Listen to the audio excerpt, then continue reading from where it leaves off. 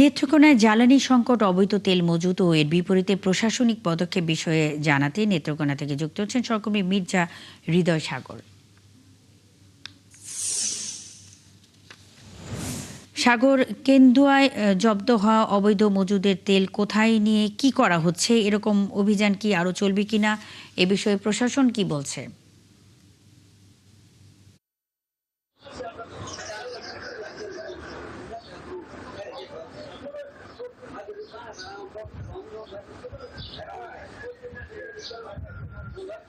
হ্যাঁ, মুন্নি, যেমনটি জানাচ্ছিলেন, ঈদের পর থেকেই মূলত নেত্রকোনায় জ্বালানি সংকট দেখা দিয়েছে, যেহেতু নেত্রকোনা একটি পাহাড়ি অঞ্চল এবং পর্যটন অঞ্চল। এই অঞ্চলে মূলত জ্বালানির চাপটা ঈদের পরবর্তীতেই বাড়ছে।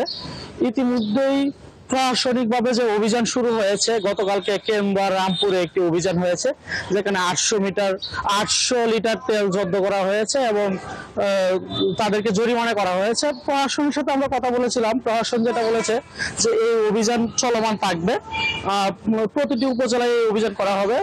অবৈধভাবে মজুতকৃত সবার ক্ষেত্রেই হুঁশিয়ারি দেওয়া হয়েছে যে যেখানে অবৈধ মজুদ থাকবে সেখানে প্রশাসনিক অভিযান চলবে।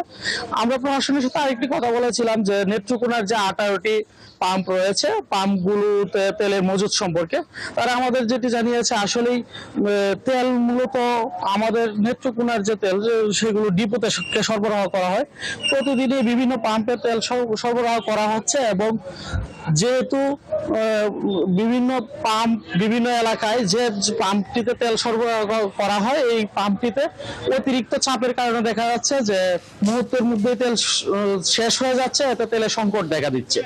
এবং মির্জা হৃদয় সাগর, আপনি আছেন সেখানে, খবর রাখতে থাকুন, আমাদের সঙ্গেই থাকবেন। নেত্রকোনায় জ্বালানি সংকট, অবৈধ তেল মজুদ ও এর বিপরীতে প্রশাসন কি পদক্ষেপ নিয়েছে এই বিষয়ে কথা বলতে নেত্রকোনা থেকে মির্জা হৃদয় সাগর আমাদের সঙ্গে এতক্ষণ যুক্ত ছিলেন।